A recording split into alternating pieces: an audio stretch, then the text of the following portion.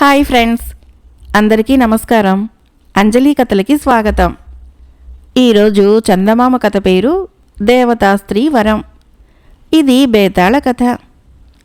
పట్టు వదలని విక్రమార్కుడు చెట్టు వద్దకు తిరిగి వెళ్ళి చెట్టుపై నుంచి శవాన్ని దించి భుజాన వేసుకొని ఎప్పటిలాగే మౌనంగా శ్మశానంకేసి నడవసాగాడు. అప్పుడు శవంలోని బేతాళుడు, రాజా, నీలో ఉన్న పట్టుదల, ఎన్ని కష్టాలనైనా ఎంతో ఓర్పుతో భరించగల శక్తిని చూస్తుంటే నాకు ఆశ్చర్యం కలుగుతున్నది. నీవు మరెవరికో ఏదో కార్యం సాధించి పెడతారని వాగ్దానం చేసి వాగ్దాన భంగం ఇష్టం లేక ఇన్ని శ్రమలకి తల ఉగ్గుతూ ఉండవచ్చు. మనుషులు తమ వాగ్దానాలని, దేవతలు తమ వరాలని ఎట్టి పరిస్థితుల్లోనూ భంగపుచ్చరాదు. అసూయ ద్వేషాల కొద్దీ ఇందుకు భిన్నంగా ప్రవర్తించిన ఒక దేవతా స్త్రీ కథ చెబుతాను, శ్రమ తెలియకుండా విను అంటూ ఇలా చెప్పసాగాడు. చక్రధరపురంలో ఉండే చంద్రకాంతుడు అనేవాడికి అతి బాల్యంలోనే తల్లిదండ్రులు పోయారు.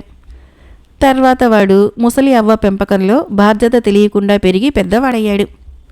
వాడికి తండ్రి ద్వారా సంక్రమించిన 10 ఎకరాల బంజరు పొలం తప్ప వేరే ఆస్తిపాస్తులంటూ ఏమీ లేవు. ఒకనాటి రాత్రి చంద్రకాంతుడు తాను ఉంటున్న పూరిపాకలో ఎంతకు నిద్రపట్టక బంజరు పొలంలోకి పోయి పడుకున్నాడు. వాడికి రోజులు గడపడం అనేది దూరంగా కనిపిస్తున్న కారడవిలా భయంకరంగా తోచింది. కొంతసేపటికి చంద్రోదయమై చల్లటి గాలి వీచసాగేసరికి వాడికి నిద్ర పట్టింది. చాలా రాత్రి గడిచాక దాపుల శ్రావ్యమైన పాట వినిపించి చంద్రకాంతుడు మేలుకున్నాడు. ఒక సౌందర్యవతి ఆకుపచ్చ రంగు దుస్తులతో విలువైన పచ్చలు ధరించి తన కేసి రావటము వాడి కంటపడింది. వాడు ఆమెను ఏదో దేవతా స్త్రీగా గుర్తించి, నీకేం తల్లి, కష్టాలంటే ఏమాత్రమూ తెలియని దానివి, అందువలనే పుచ్చ పువ్వు లాంటి ఈ వెన్నెలలో హాయిగా పాడుకుంటూ తిరగగలవు. అన్ని కష్టాలు మా మనుషులకే కదా అన్నాడు. ఆ దేవతా స్త్రీ చంద్రకాంతుణ్ణి పరికించి చూసి, చూడబోతే ఇంకా 20 ఏళ్లైనా నిండని యువకుడిలా కనిపిస్తున్నావు. అప్పుడే జీవితం పట్ల ఇంత విరక్తి కలిగిందా? స్వయం శక్తిని నమ్ముకొని పట్టుదలగా కృషి చేస్తే ఏ మనిషి నిరాశకు గురికానవసరం లేదు. ఇంతకు నీకొచ్చిన కష్టమేమిటి అని అడిగింది ఎంతో ఆప్యాయంగా. చంద్రకాంతుడు తన దీనస్థితిని గురించి ఆమెకు వివరంగా తెలియచెప్పి, ఇప్పుడు చెప్పు తల్లి, నేను నిరాశ పిశాచానికి దాసోహం అనక చేయగలిగిందేమిటి అన్నాడు. ఆ జవాబుకి దేవతాస్త్రీ చిన్నగా నవ్వి, నీ మూర్ఖత్వం చూస్తూ ఉంటే నాకు జాలి వేస్తున్నది. ఇప్పుడు నువ్వున్న భూమి నీదే కదా, కష్టించి పనిచేసి ఇందులో ఏవైనా పంటలు పండించలేవా అని అడిగింది. తల్లి, ఇది ఒట్టి బంజరు పొలం, ఎంత కష్టించితే మాత్రము ఏ విత్తనమైనా మొలకెత్తుతుందా అన్నాడు చంద్రకాంతుడు. ఆ మాట నిజమే అని దేవతాస్త్రీ ఒక క్షణకాలం ఆలోచించి, నిజంగా నీకు స్వయం కృషిలో నమ్మకం ఉంటే నీకొక వరం ఇస్తాను. నువ్వు నీ చేత్తో ఈ నేలలో వేసిన ఏ విత్తనమైనా తప్పకుండా మొలకెత్తుతుంది. ఇక నీ కృషి ప్రారంభించు. అయితే నా వరానికి ప్రతిఫలంగా నన్ను నా ఇష్టం వచ్చినప్పుడు ఈ ప్రదేశంలో తిరగనిస్తూ వింధ్యావాసిని పూజకు పూలు కోసుకొనివ్వాలి. ఈ పొలంలో ఒక పక్కన అన్ని పూల మొక్కలే వేయాలి. ఆ సంగతి మరిచేవు అన్నది. చంద్రకాంతుడు సంతోషంగా ఇందుకు అంగీకరించాడు. ఆ తర్వాత వాడు నెల తిరగకుండానే బంజరు పొలాన్ని శ్రద్ధగా దున్ని బాగుచేసి ఒక పక్క చెరుకు, మరొక పక్క అన్ని రకాల ఫలవృక్షాలు, వేరొక పక్క పూల మొక్కల విత్తనాలు నాటాడు. ఆ పొలంలోనే తన కోసము ఒక చిన్న పూరిపాక వేసుకున్నాడు. కొన్నాళ్ళకి వాడు నాటిన ప్రతి విత్తనము మొలకెత్తి బంజరు భూమి కాస్త పచ్చగా కనుల పండుగగా కనిపించసాగింది. పూల మొక్కలు పుష్పించడం ప్రారంభమైంది. ఒకనాడు చంద్రకాంతుడు రాత్రివేళ పాకలో నిద్రపోతూ ఉండగా సుపరిచితమైన దేవతా స్త్రీ పాటకి నిద్రాభంగం కలిగి మెల్లగా లేచి పాకలో నుంచి బయటికి వచ్చాడు. సుగంధాలు వెదజల్లుతున్న పూల మొక్కల మధ్య ఆనందంగా తిరుగుతూ తనకు కావలసిన పువ్వులు కోసుకుంటున్నది దేవతా స్త్రీ. ఆమె చంద్రకాంతుడు తనను సమీపించగానే, చూశావా, మనిషి శ్రమకు వచ్చి పని చేయగలిగితే సాధించింది లేనిది ఏమీ లేదు అన్నది చంద్రకాంతుడిని మెచ్చుకుంటూ. అంతా నీ వరప్రభావమే తల్లి అన్నాడు చంద్రకాంతుడు. అలా అనకు, నీది బంజరు భూమి కాబట్టి నా వరం అవసరమైంది. అదే భూమి మంచిదైతే నా వరంతో పని లేకుండానే విత్తనాలు మొలకెత్తి మంచి ఫలసాయాన్నిస్తాయి. కావలసింది పని మీద శ్రద్ధ, పట్టుదల అన్నది దేవతా స్త్రీ. అది మొదలు తరచూ ఆ దేవతా స్త్రీ మొక్కలను ఆప్యాయంగా సవరిస్తూ రాత్రి వేళల్లో స్వేచ్ఛగా చంద్రకాంతుడి పూలతోటలో తిరుగుతూ ఉండేది. అందువలనే కావచ్చు 5 ఏళ్లకు గాని కాపు పట్టని ఫలవృక్షాలు 2 సంవత్సరాలకే నిండుగా కాపు పట్టాయి. చెరుకు, వరి పంటలు పుష్కలంగా పండటంతో చంద్రకాంతుడు ఏనాడు కళ్ళజోడనంత ధనము వాడి పాకలో పోగుపడింది. అంత ధనం చూడగానే వాడికి తన పూరిపాక మీద రోత పుట్టింది. వాడు దాని స్థానంలో పెద్ద డాబా ఇల్లు కట్టించాడు. అయితే స్థలం చాలక కొన్ని పూల మొక్కలని, ఫలవృక్షాలని నరికించాడు. ఒక రాత్రి దేవతా స్త్రీ నరికిన ఒక చెట్టు మూడు మీద కూర్చొని చుట్టూ కలియ చూస్తూ కన్నీరు కార్చసాగింది. చంద్రకాంతుడు ఆమెను చూసి కూడా చూడనట్టు తన డాబాలోకి వెళ్ళిపోయాడు. తన వద్ద డబ్బు బాగా చేరటంతో వాడు పొలం పనులు చేసేటందుకు చాలామంది పనివాళ్ళని పెట్టుకున్నాడు. పూల తోట పని కూడా తోటమాలులకు అప్పగించాడు. ఈ విధంగా కావలసినంత తీరిక దొరకటంతో వాడు గ్రామంలోని రచ్చబండ దగ్గర చేరి ఉబుసుకుపోని కబుర్లతో కాలం వృధా చేయసాగాడు. ఒకనాటి రాత్రి దేవతా స్త్రీ వాడితో, ఈ చుట్టుపక్కల చాలామంది మనుషులు మెసులుతూ ఉండటంతో నాకు తోటలో స్వేచ్ఛగా తిరగటానికి ఇబ్బందిగా ఉంటున్నది. మునుపుటిలా పూల తోట పనులు, పాదులు, నీళ్లు పోయటము నువ్వే చేయటం బాగుంటుంది అన్నది. అందుకు చంద్రకాంతుడు విసుగ్గా, నాకు మునుపటి తీరిక లేదు, ఓపిక అంతకన్నా లేదు. అయినా పూలతోటలో పాదుల మధ్య మన్ను పిసుక్కుంటూ కూర్చోవలసిన కర్మ నాకేంటి? సరే, ఇక నుంచి రాత్రివేళ తోటలో మనుషులు తిరగకుండా ఏర్పాటు చేస్తాను అన్నాడు. దేవతా స్త్రీ మరి మాట్లాడలేదు. ఇది జరిగిన మర్నాడు రాజోద్యోగి ఒకడు మరొక గ్రామం వెళుతూ రాత్రికి చంద్రకాంతుడి గ్రామంలో బస చేశాడు. చంద్రకాంతుడు అతడికి గొప్పగా విందు ఏర్పాటు చేశాడు. ఆ సమయంలో వాడికి రాజోద్యోగి ద్వారా ఒక సంగతి తెలిసింది. రాజుగారు 4 సంవత్సరాలుగా వీపు మీద ఏదో మానని పుండుతో బాధపడుతున్నాడు. ఎందరు వైద్యులు దాన్ని కుదర్చలేకపోయారు. అయితే ఈ మధ్య ఒక బైరాగి ఆయనను పరీక్షించి హిమాలయాలలో అరుదుగా పూసే ఒక పుష్పాన్ని తెప్పించి పుండు మీద రుద్దితే వెంటనే గుణమిస్తుందని చెప్పాడు. కానీ అంత దూరం నుంచి ఎండిపోకుండా ఆ పుష్పాన్ని తేవటం సాధ్యపడదు. కాబట్టి తన వెంట ఎవరినైనా పంపితే దాని విత్తనాన్ని ఇచ్చి పంపుతానన్నాడు. ఆ బైరాగి వెంట వెళ్ళిన మనుషులు సంవత్సరం క్రిందట ఒక విత్తనాన్ని తెచ్చారు. ఇక్కడి వాతావరణం కారణం వలనో ఏమో ఆ విత్తనం బాగా పుచ్చిపోయింది. ఇక చేసేది లేక రాజుగారు తన వ్యాధి నయం చేసిన వారికి అర్ధరాజ్యం ఇస్తానని చాటింపు వేయించాడు. ఇది విన్న చంద్రకాంతుడు ఆ మరునాడే రాజధానికి బయలుదేరి వెళ్ళి రాజును దర్శించి, మహారాజా, ఆ పుచ్చిపోయిన విత్తనాన్ని నాకిప్పించండి. దానిని మొలకెత్తించి పువ్వు పూయించి మీ బాధ తొలగేలా చేసే బాధ్యత నాది అన్నాడు. రాజు వాడికి పుచ్చిపోయిన విత్తనం ఇప్పించాడు. వాడి దాన్ని తీసుకొని గ్రామం చేరి స్వయంగా తన డాబా పక్కన పాదు చేసి విత్తనం నాటాడు. ఆ విత్తనం మొలకెత్తి సాయంత్రానికల్లా మొగ్గ తొడిగి తెల్లవారే సమయంలో ఒక బంగారు కాంతితో మెరిసే పువ్వును పూచింది.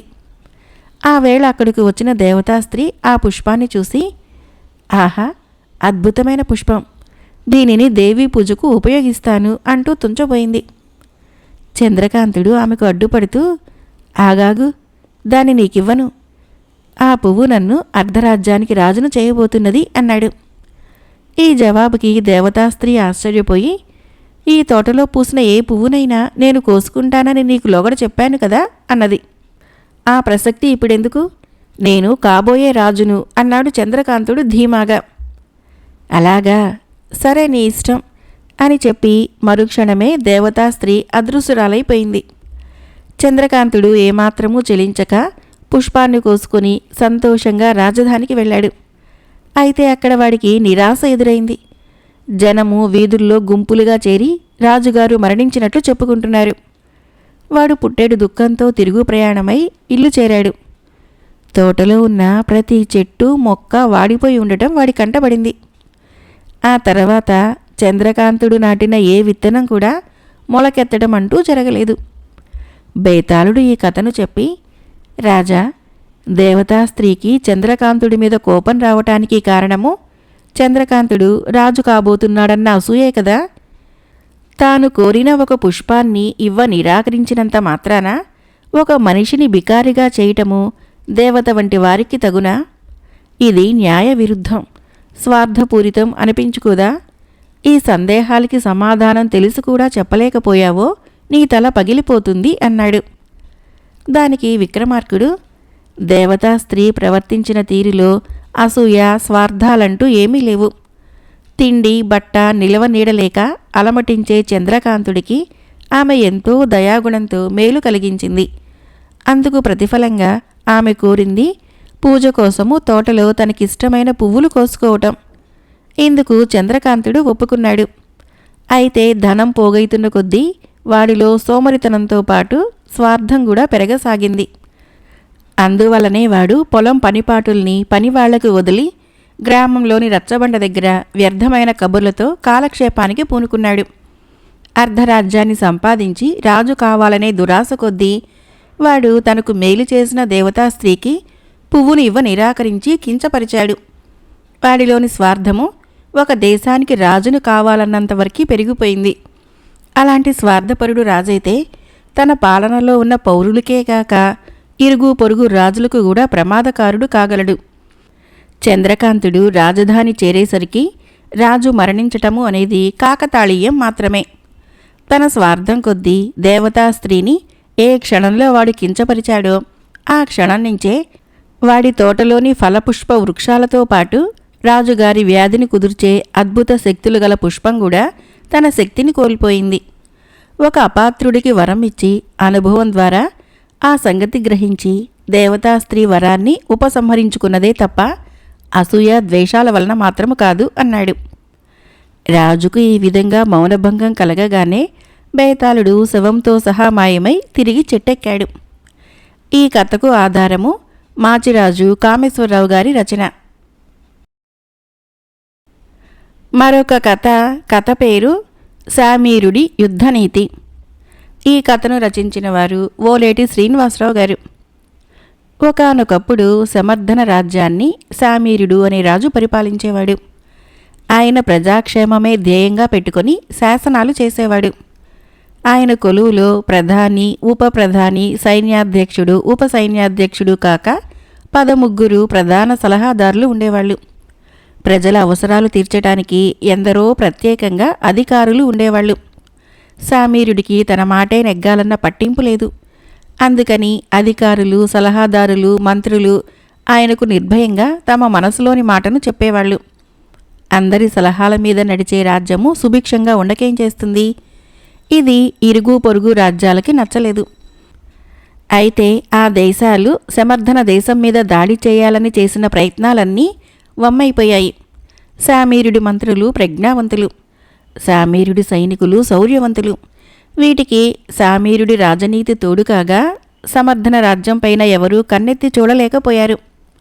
ఆ సాహసము తంగేడు రాజ్యానికి ప్రభువైన తంపవర్మ చేశాడు. తంగేడు సమర్థన రాజ్యానికి 2 రాజ్యాల అవతల ఉన్నది. తంపవర్మకి రాజ్యకాంక్ష ఎక్కువ. ఆయన సైనిక బలాన్ని పెంచి చుట్టుపక్కల రాజ్యాలను కొన్నింటిని లొంగదీసుకున్నాడు. తర్వాత సమర్థన రాజ్యంపైన దాడి చేయటానికి ఆ రాజ్యపు పొరుగు రాజ్యాల అనుమతి కోరాడు. తంగేడు సేనలు ఆ రాజ్యాల ద్వారా ప్రయాణం చేయాల్సి ఉంది. తంపవర్మ శామీరుడు పొరుగు రాజుల మనసులో ఏముందో తెలుసుకోవాలనే అలా చేశాడు. సమర్థన రాజ్యం పతనం కావాలని ఎదురుచూస్తున్న శామీరుడు పొరుగురాజులు సంతోషంగా దీనికి అంగీకరించారు. తనకు పొరుగురాజుల మద్దతు తప్పక ఉన్నదని అర్థమైనాక తంపవర్మ ధైర్యం పెరిగింది. ఈ వార్త గూఢచారుల ద్వారా శామీరుడికి కూడా తెలిసింది. ఆయన తంపవర్మ సైనిక బలం గురించి, పొరుగురాజులు అతడికిచ్చే సహకారం గురించి తెలుసుకున్నాక తన ముఖ్యులందరితోనూ సమావేశం జరిపాడు. యుద్ధం జరిగితే సమర్థన రాజ్యానికి ఓటమి తప్పదని అందరికీ అర్థమైంది. శామీరుడు ఇంకా ఇలా సమాలోచనలు చేస్తూ ఉండగానే తంపవర్మ దూత వచ్చి, 10 రోజుల్లో అసంఖ్యాక సైనిక బలంతో నీ పొరుగురాజుల సహకారంతో నీ మీదకు దండెత్తి వస్తున్నాం. ఏటా మాకు 5,00,000 మొహిరీలు కప్పంగా చెల్లిస్తూ సామంతరాజుగా ఉంటానంటే యుద్ధం చేయం. వెంటనే మా దూత ద్వారా కబురు పంపు అన్న తంపవర్మ సందేశాన్ని వినిపించాడు. శామీయుడు ముఖ్యులందరికీ ఈ వర్తమానం వినిపించాడు. ఏటా 5,00,000 మొహిరీలు కట్టడము దేశ ప్రజలకు ఇబ్బంది, దేశ ప్రభువుకి అవమానము అని వాళ్ళంతా ఏకకంఠంతో చెప్పారు. తంపవర్మ సైనిక బలంతో సరితూగటానికి 20,000 కాల్బలము, 1,200 అశ్వదళము, 300 గజదళము సమకూర్చాలి. అందుగురించి ఖజానాలోని సొమ్ము ఖర్చు చేయాలి. దేశ పౌరుల్లో యువకులందరినీ బలవంతంగా సైన్యంలో చేర్చుకోవాలి. వెంటనే ఆ విధంగా చేయమని శామీరుడు ఆదేశించాడు. అధికారులు వెంటనే కార్యరంగంలోకి దిగారు. 10,00,000 మొహిరీలు వెచ్చించి వారం రోజుల్లో అనుకున్నది సాధించారు. ఈలోగా శామీరుడు సరిహద్దు అరణ్యంలోని కోయ, బిల్ల నాయకులకు మిత్రుల ద్వారా యుద్ధం గురించి వర్తమానం పంపాడు. వాళ్లకు ఎన్నో పర్యాయాలు శామీరుడు సాయం చేసి ఉన్నాడు. కోయలు, బిల్లులు కూడా మెరుపు దాడులతో, విషబాణాలతో తంపవర్మ సైన్యంలో కలవరం పుట్టించగలమని కోయ, బిల్ల నాయకులు హామీ ఇచ్చారు. యుద్ధం జరిగితే 50,00,000 మొహిరీలు వ్యయమైతుంది. జయాపజయాలు దైవాధీనాలు. అయినా శామీరుడు ధైర్యం విడిచిపెట్టలేదు. ఈలోగా తంగేడు సేనలు సమర్థన రాజ్యం పొలిమేరల్లో విడిది చేశాయి. తంపవర్మ చారుల ద్వారా ఎప్పటికప్పుడు శామీరుడు గురించిన సమాచారం తెలుసుకుంటూనే ఉన్నాడు. ఆయన తన ప్రధానమంత్రిని పిలిచి, శామీరుడు మన దూతను వెనక్కి పంపలేదు, యుద్ధ సన్నాహాలు చేస్తున్నాడు, ఇప్పుడు మనమేం చేయాలి అన్నాడు. ప్రభు, మనమిచ్చిన 10 రోజుల గడువుని శామీరుడు సద్వినియోగం చేసుకున్నాడు. పరిపాలనా యంత్రాంగము చక్కగా నిర్వహించబడటం వలన ఆయనకివి సాధ్యపడింది. ఇప్పుడు శామీరుడి సైనిక బలము మన సైనిక బలానికి తీసిపోదు. ఆ పైన కోయలు, బిల్లుల దాడిని మనం ఎదుర్కోవాలి.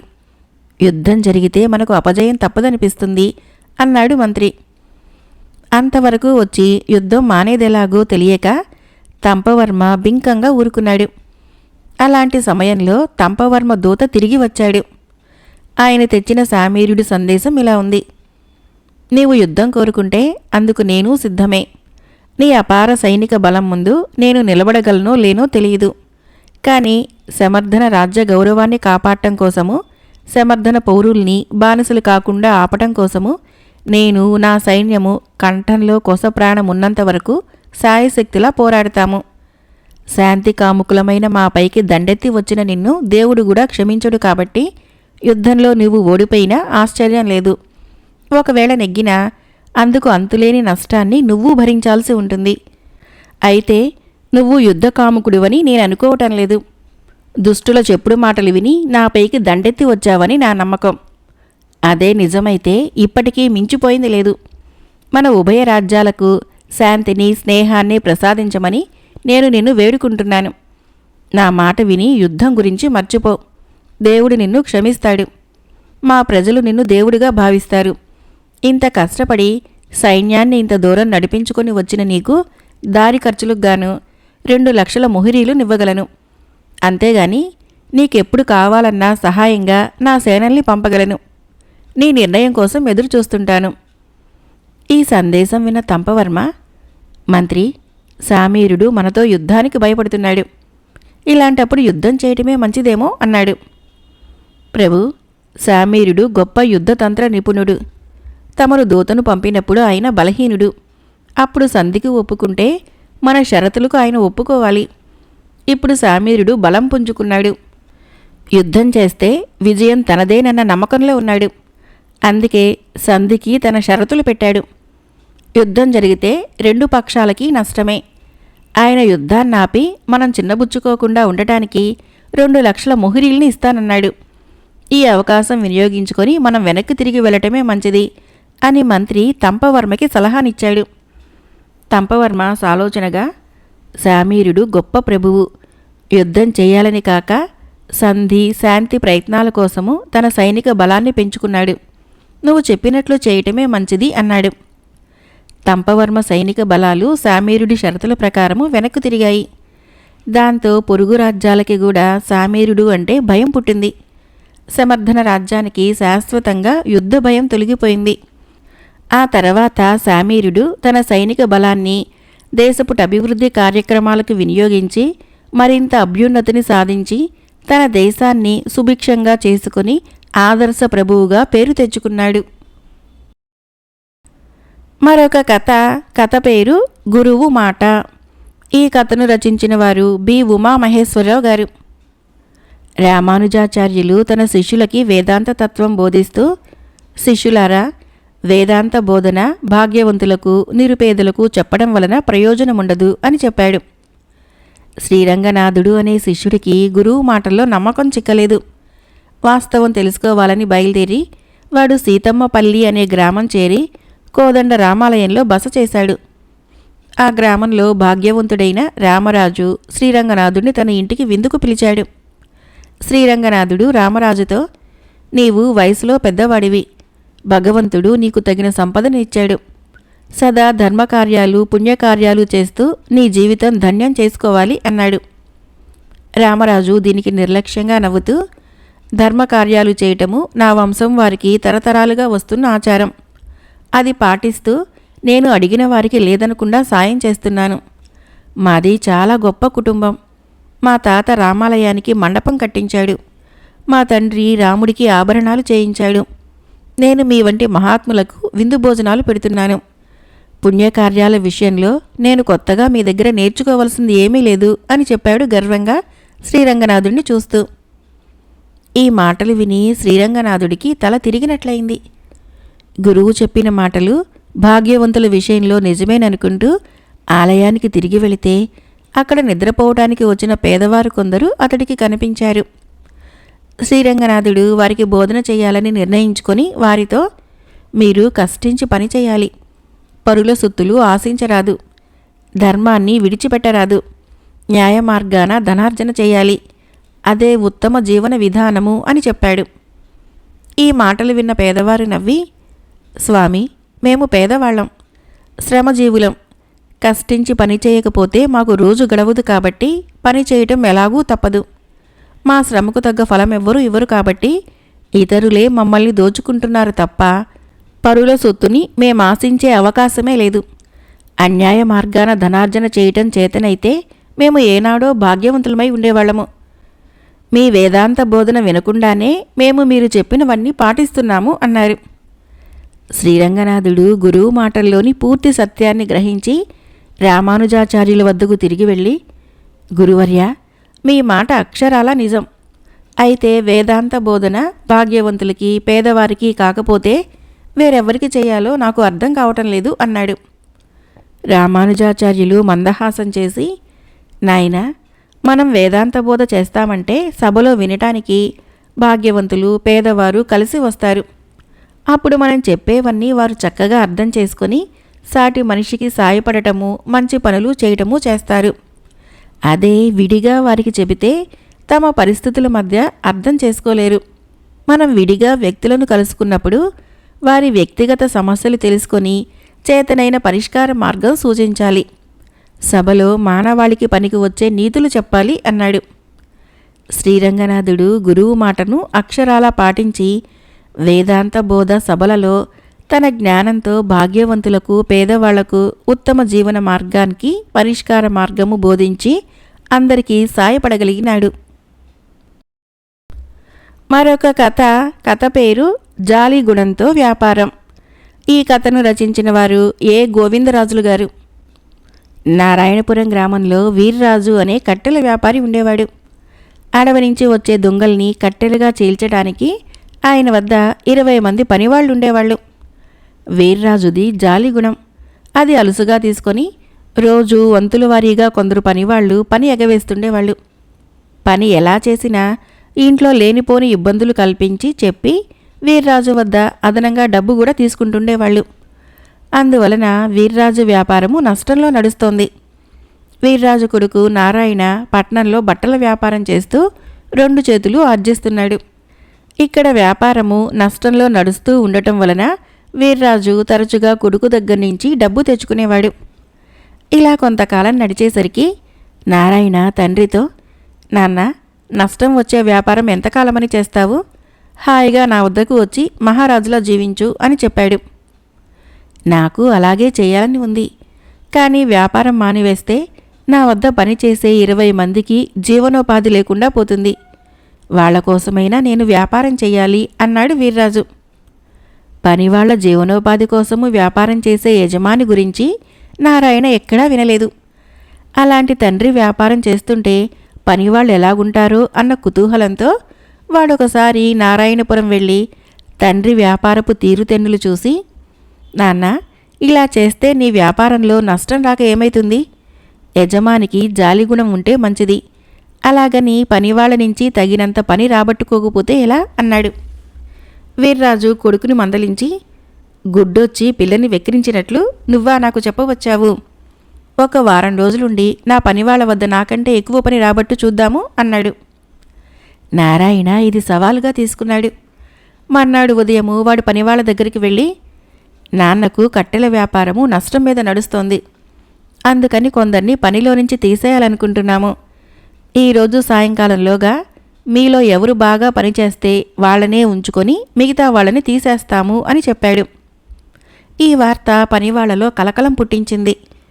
వంట్లో బాగోలేదని సెలవు తీసుకున్న వాళ్ళు, పొరుగురు వెళ్లాలన్న వాళ్ళు కూడా అందరూ రోజంతా రెక్కలు ముక్కలయ్యేలా పనిచేశారు. సాయంకాలం అయ్యేసరికి నారాయణ తండ్రిని తీసుకుని వెళ్ళి చూపించేసరికి వారం రోజుల పని 1 రోజులో అయిపోయింది. తనలోని జాలిగుణాన్ని పనివాళ్లందరూ దుర్వినియోగం చేసుకుంటున్నారని వీర్రాజుకు అర్థమై, రోజూ వీళ్ళిలా పనిచేస్తే నా వ్యాపారము 3 పువ్వులు 6 కాయల్లా అవుతుంది. కానీ నా జాలిగుణం వల్ల అది సాధ్యపడదు అని నిట్టూర్చాడు.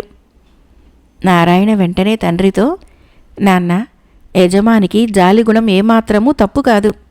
కానీ జాలిగుణంతో నువ్వు పనివాళ్లలో సోమరితనాన్ని పెంచుతున్నావు. నీకు నష్టం వస్తే వ్యాపారం మానేయాలనుకున్నట్లే లాభం వస్తే వాళ్లతో పంచుకుంటానను. కష్టాన్ని బట్టి ప్రతిఫలం పెరిగితే ప్రతి పనివాడు ఎక్కువ శ్రమ పడతాడు. అత్యాశకు పోక నీకు వచ్చే లాభంలో ఎక్కువ వాటా పనివాళ్ళకివ్వు. జాలిగుణమున్న నీవిలా చేస్తే నీ వ్యాపారం లాభాలు తేవటమే కాక ఇతర వ్యాపారస్తులకు నువ్వు ఆదర్శంగా ఉంటావు. కాదంటావా అన్నాడు. చిన్నవాడివైనా మంచి మాట చెప్పావు అని వీర్రాజు కొడుకుని మెచ్చుకున్నాడు. ఆ తర్వాత ఆయన వ్యాపారము మంచి లాభాలు తెచ్చింది. ఆయన వద్ద పనిచేసేవాళ్లు సుఖంగా ఉంటున్నారు. మరొక చిన్న కథ పేరు వెర్రిబాగులోడు. ఈ కథను రచించిన వారు వి నరసయ్య గారు. కొమరయ్యకు తాను చాలా తెలివైన వాడిననే నమ్మకం. కానీ అంతా వాణ్ణి వెర్రిబాగులోడు అంటారు. ఆ విషయం కొత్తగా తనింటికి వచ్చిన స్నేహితుడికి చెప్పుకొని బాధపడ్డాడు కొమరయ్య. స్నేహితుడు వాడిని ఓదార్చి బయటికి వెళుతూ ఎండగా ఉందని గొడుగు కావాలన్నాడు. కొమరయ్య ఇచ్చిన గొడుగు విప్పగానే గుడ్డకు మధ్యలో పెద్ద రంధ్రం ఉండటం చూసి, గొడుగు చూస్తే కొత్తగా ఉంది, కన్నం ఎలా పడింది? తెలివి తక్కువగా ఎలుకలుండే చోటగాని పెట్టావా ఏమిటి అని అడిగాడు. కొమరయ్య కోపంగా, అదేం కాదు, ఆనవాలుగా ఉంటుందని నేనే ఆ రంధ్రం చేశాను అన్నాడు. ఆనవాలేమిటి అన్నాడు కొమరయ్య స్నేహితుడు ఆశ్చర్యంగా. ఒకసారి నా గొడుగు పోయిందని ఫిర్యాదు చేస్తే కొత్వాలు ఆనవాలు కావాలన్నాడు. నా గొడుగు అన్ని గొడుగుల్లాగే ఉండటం వలన ఆనవాలంటూ ప్రత్యేకంగా చెప్పలేకపోయాను. అందుకే మళ్ళీ గొడుగు కొని ఈ ఆనవాలు పెట్టాను. అంతేకాదు, బయట గొడుగేసుకొని నడుస్తున్నప్పుడు ఎవరైనా మీద నీళ్లు పోస్తే వాన పడిందనుకుంటాం. కానీ ఈ కన్నంలో నుంచి చూస్తే వాన ఆకాశంలో నుంచి పడుతుంది లేంది తెలిసిపోతుంది. ఎలా ఉంది నా తెలివి అన్నాడు కొమరయ్య. నువ్వు వెర్రిబాగులోడివే, నాకిక ఏ సందేహమూ లేదు అనేసి వెళ్ళిపోయాడు కొమరయ్య స్నేహితుడు. కథ అయిపోయింది. ఫ్రెండ్స్, ఈ కథలు మీకు నచ్చినట్లయితే మన ఛానల్ని తప్పకుండా సబ్స్క్రైబ్ చేయండి, లైక్ చేయండి, షేర్ చేయండి, కామెంట్ చేయండి. Thank you.